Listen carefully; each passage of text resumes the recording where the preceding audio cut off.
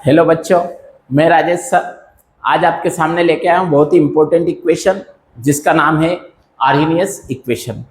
ये जो क्वेश्चन है ये 12th class chemistry chemical kinetics का टॉपिक है और ये बहुत ही इंपॉर्टेंट टॉपिक है। इस पे बहुत न्यूमेरिकल्स आते हैं बोर्ड एग्जाम्स में। तो आप देखेंगे आर्हेनियस इक्वेशन क्या है बेटा। आर्हेनियस एक साइंटिस्ट थे जिन्होंने क्या किया था, रेट कांस्टेंट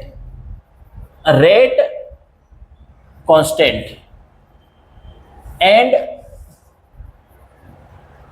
टेम्परेचर दोनों में क्या किया था, रिलेशनशिप। यानी आर्हेनियस ने रेट कांस्टेंट एंड टेम्परेचर दोनों में रिलेशनशिप शो करने के लिए एक इक्वेशन दिया था जिसको हम आर्हेनियस इक्वेशन कहते हैं। तो वो इक्वेशन क्या था, उसका डेरिवेशन आज हम करने वाले हैं। बहुत ही इंपॉर्टेंट डेरिवेशन है, बहुत ही लेंदी है ये क्वेश्चन, बट बहुत ही इंपॉर्टेंट क्वेश्चन है। बहुत ही इजी वे में मैं आपको समझाऊंगा, देखिएगा, वीडियो को अंत तक जरूर देखिएगा। तो देखेंगे बेटा आप, तो आर्हेनियस ने क्या किया था, एक जनरल सा इक्वेशन ले लिया था कि K is directly proportional to E, इसका पावर था EA बाई RT। बेटा क्या था, ये जनरल इक्वेशन था। K जो आपका रेट कांस्टेंट होता है यहाँ पर, तो अगर मैं प्रोपोर्शनलिटी साइन हटाऊंगा तो K is equals to A लिया था आर्हेनियस ने, जिसको हम फ्रीक्वेंसी फैक्टर बोलते हैं, E minus EA by RT। इसको जनरली हम आर्हेनियस कांस्टेंट भी बोल देते हैं। तो इसमें हमारी क्या चीज, किस चीज को हम क्या बोलते हैं, मैं यहां पर आपको लिख देता हूं। वेयर K आपका रेट कांस्टेंट है बेटा, रेट कांस्टेंट। A आपका फ्रीक्वेंसी फैक्टर लिख रहा हूं मैं, फ्रीक्वेंसी फैक्टर, इसको हम आर्हेनियस कांस्टेंट भी बोलते हैं। E आपका आप जानते हो इलेक्ट्रॉन है, जो E है आपका है बेटा, इसको एक्टिवेशन एनर्जी बोलते हैं।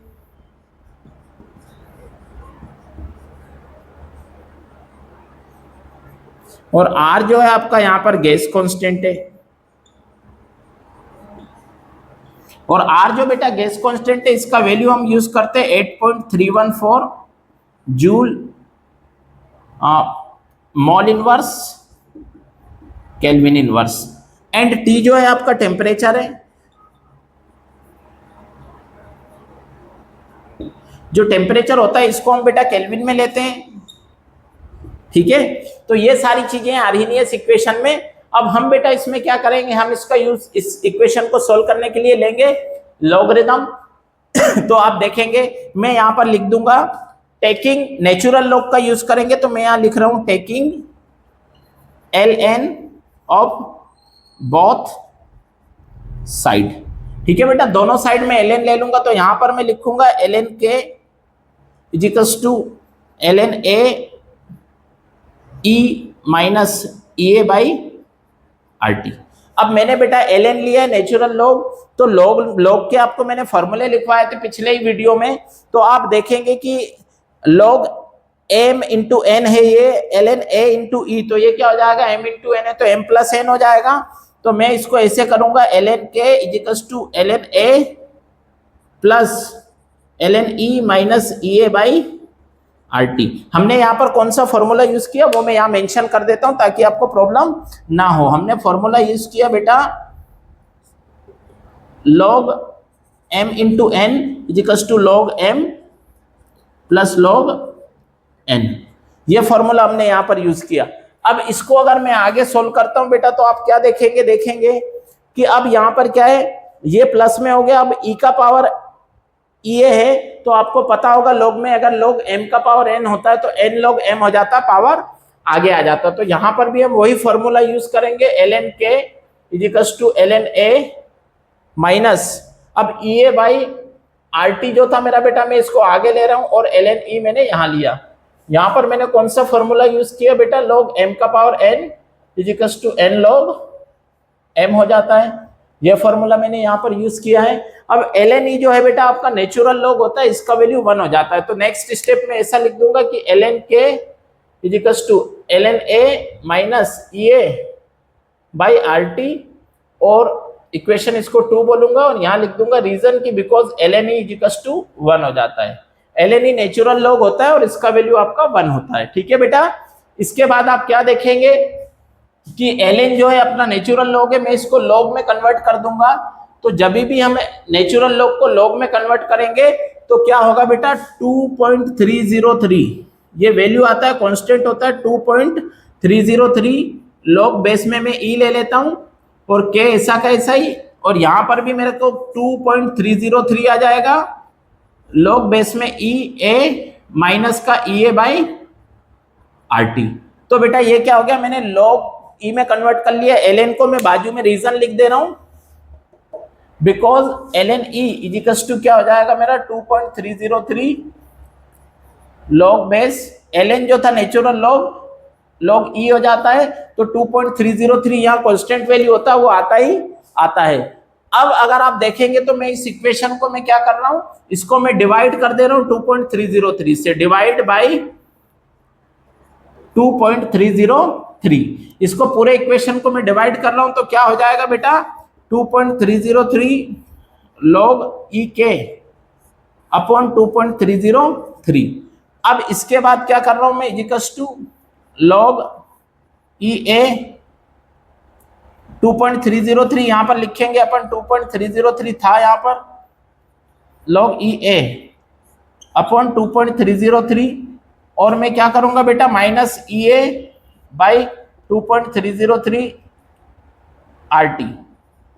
तो आप देखेंगे यहां पर तो 2.303 ये कैंसिल हो जाएगा, ये भी कैंसिल, क्या बचेगा आपका log E K is equals to log E A minus E A by 2.303 R T. इसको बेटा इक्वेशन 3 बोलते हैं, क्या बोलूंगा मैं इसको, इक्वेशन 3 बोलते हैं, और equation 3 is known as Arrhenius equation.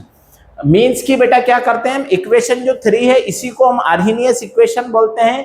तो यहां तक जो हमने डेरिवेशन किया ये आर्हीनियस इक्वेशन का डेरिवेशन है।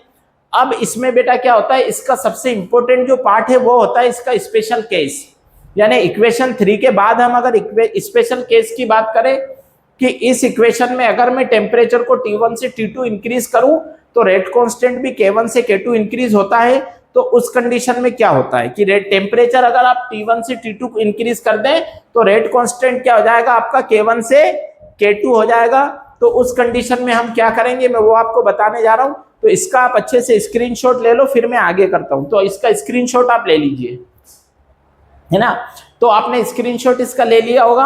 मैं इसके बाद इसका स्पेशल केस बताने जा रहा हूं बेटा, इसको रफ कर देता हूं मैं यहां से पूरा। अब आप देखेंगे तो क्या इसका स्पेशल केस होता है, देखें आप अच्छे से, बहुत अच्छे से।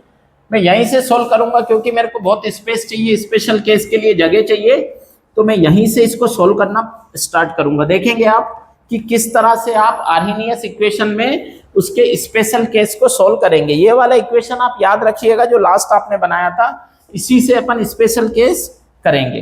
तो बेटा आपने इक्वेशन 3 तक सोल्व कर लिया था, और इक्वेशन 3 क्या था मैं यहाँ फिर से लिख देता हूँ, आपको थोड़ा ध्यान रहेगा। इक्वेशन 3 आपका क्या था कि log E K is equals to log E A minus E A by 2.303 R T, यही था ना आपका इक्वेशन 3। इसके बाद अपन बात करते हैं स्पेशल केस की। स्पेशल केस में आप क्या करेंगे बेटा यहां पर कि अगर आप क्या temperature T1 to T2 increase कर दोगे तो रेट कांस्टेंट भी क्या होगा बेटा, आपका रेट कांस्टेंट क्या हो जाएगा, वो भी K1 टू K2 इंक्रीज होगा। ठीक है, तो अगर मैं इस इक्वेशन में T1 T2 and K1 K2 put करूं तो आपको क्या मिलता है वो आप अच्छे से देखिए। मैं इसको मॉडिफाई कर लेता हूं। log e K1 is equals to log base E A minus E A by 2.303 R T1। बेटा देखिए अगर मैंने रेट कांस्टेंट को K1 लिया है तो मैंने टेम्परेचर को यहाँ T1 लिया, मैं इसको इक्वेशन 4 लिख दे रहा हूं।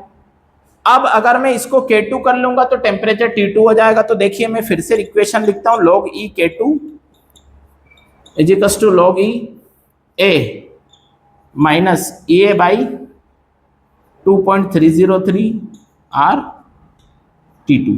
तो जनरली आप अगर देखेंगे तो क्या है, log e K2 is equals to log e a minus E A by 2.303 R T2। यानी कि आप देखेंगे इसमें मैंने अगर रेट कांस्टेंट को K1 किया था तो टेम्परेचर को T1 लिया था, यहां पर अगर मैंने रेट कांस्टेंट को K2 किया तो टेम्परेचर मेरा T2 है। मैं इसको इक्वेशन बेटा 5 बोल दे रहा हूं, ठीक है। अब हम क्या देखते हैं कि जब मैं इसको इक्वेशन 5 माइनस 4 करूंगा कि बड़े में से छोटे को अगर मैं माइनस कर देता हूं, तो मैं यहां लिख रहा हूं शॉर्ट में लिख रहा हूं इक्वेशन 5 माइनस इक्वेशन 4। अगर मैं 5 में से 4 को माइनस करूं तो मेरे को क्या मिलेगा वो आप अच्छे से देखिएगा। ये देखिए log e k2 minus log e k1। LHS में जब मैंने LHS को माइनस किया इक्वल्स टू ये जो RHS है मैं इसको लिख रहा हूं बेटा log e a minus E A by 2.303 R T2। Minus का माइनस, इसको मैं माइनस कर रहा हूं तो ब्रैकेट लगा दूंगा log E A minus E A by 2.303 R T1। ठीक है बेटा, हमने क्या करा T2 में से T1 को माइनस किया है। अब आप क्या देखेंगे कि इसमें से देखोगे आपकी log m minus log n वाला फॉर्मूला यहाँ यूज होगा, तो log m अपॉन n हो जाएगा, तो ये K2 अपॉन K1 हो जाएगा। ये ब्रैकेट को मैं अब ओपन करूंगा तो ये साइन चेंज हो जाएगा, ये प्लस हो जाएगा। तो देखिए मैं इसको आगे सोल्व करके आपको दिखा रहा हूं। तो देखिए वो क्या हो जाएगा मेरा log e K2 बाई K1 हो जाएगा बेटा।